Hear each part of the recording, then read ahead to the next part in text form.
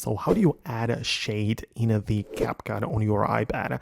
Let's get started. If you're new on this channel, most definitely subscribe so you don't miss tutorials like this one, right? So if you have your clips as usual in here, what you have the ability to do is to click on the plus button and bring in a fully black photo, right? So you can even download it from the internet. It's not really that hard, but like have a fully black screen, add it like that. Then make sure you select it and click on the overlay so it can go on the top of your existing footage like that.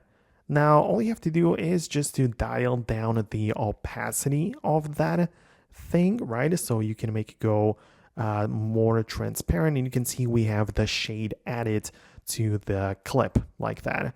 If you feel like you don't want to have the full screen just covered in that shade, you can also apply a mask to that clip, right, or to that image, and you'll be able to, for example, go with only the horizontal mode where only it's going to go to the top. You can adjust the feather so it's not as harsh in the cut there. So it depends on what you want to achieve, but this is one of the best tools which there is available on the Capcut, right? So you can even zoom it in and out. Yeah, so it works well if you ask me for adding like, the shadowing from the bottom or from the edges, right? To add like this vignette looking effect.